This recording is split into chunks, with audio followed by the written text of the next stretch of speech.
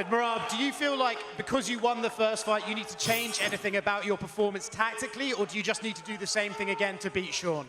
This is new fight. This is new challenge. Like Sean said, he will be 70% better. I'm expecting he will be better version of himself last time. And this is new fight.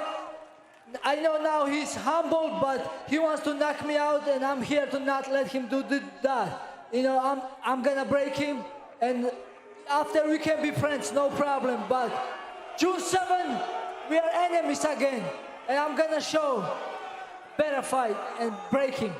You've mentioned that you want to fight again very quickly after this fight. Does that mean you think you can get through a fight with Sean without taking any damage?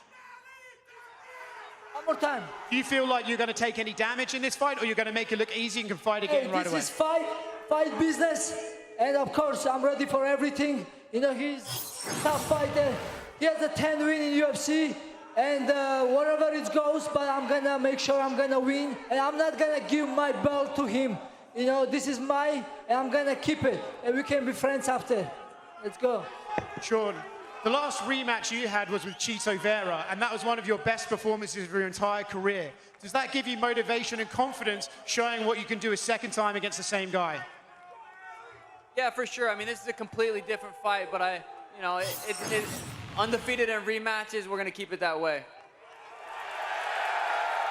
Do you feel like Merab is the type of guy you need to fight twice to get used to that pressure and style that he has, or was that just a bad night at the office and you can do better this time? Merab's, as good as Merab's mastered his skill set, and no excuses. He won the first fight. We're fighting again. That's it. Nah, fuck that. You had a bad night. I had a bad night. No color in the hair this time. There's no real beef between you and Merab. Do you feel that might actually help you take some pressure off and give you a chance to just perform how you want? No. No, the hair, everything going on this week is just a little bit more laid back, but Saturday is going to be exciting. Question for the challenger, Kayla Harrison. Kayla, I know you said at Media Day yesterday, with this win, you're going to be the new face of women's MMA. What does that mean to you, and what obligation do you feel you would have with that title? I love you guys so much. Thank you.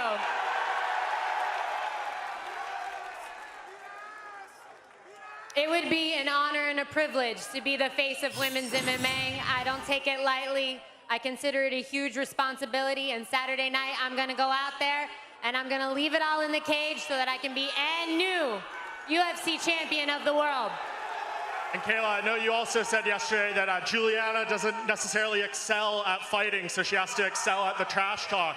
Do you feel she has excelled in talking leading up to this fight? Has she got under your skin?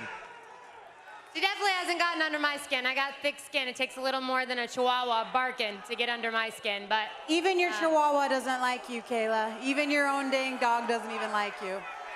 The time for talking is almost over, and Saturday night we're gonna find out. There is the face of women's MMA, and you're looking at her. Taking out Juliana, dethroning her, and becoming champion would be the equivalent to reaching the summit of that mountain? Or do you think you would have to take out Amanda Nunes first to really reach the peak? When I talk about a mountain, I really think that there's no peak.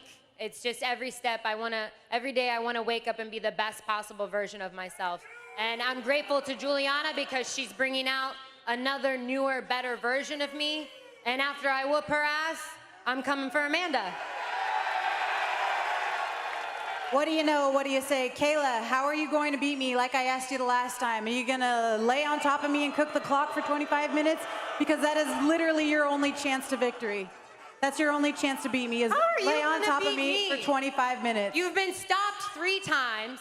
Okay. You're 11-5. It doesn't You've matter. lost more fights than I've lost rounds. Question for Merab. Merab, it seems like every fight week your name gets bigger and bigger. The fans get louder and louder. How does it feel to be in this position right now? I'm just grateful to be here. Thank you, UFC, and thank you, UFC fans. Do I have the best job in the world?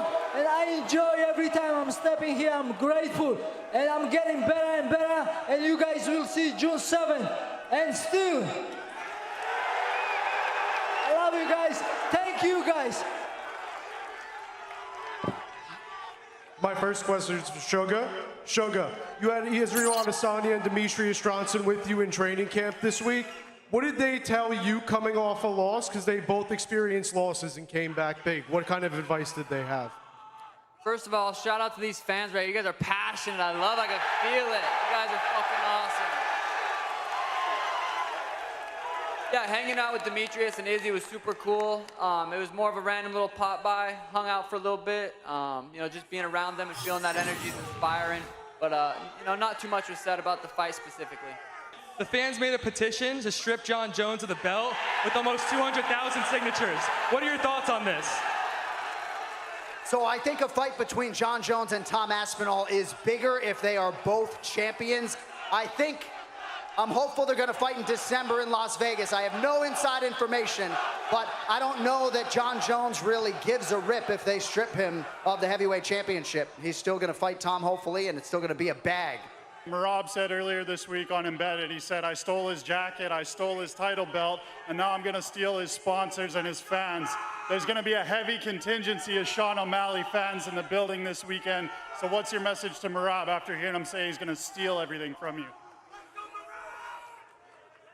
I truly believe I'm going to knock Merab out. Come Sunday, no one's going to give a fuck about Merab, and that's just, it is what it is. Keep talking, and you're gonna get more humble. I'm making people humble, and you will see June 7. Yeah, you was playing all this time like a humble guy, but okay, I'll show you again, one more time. Keep talking.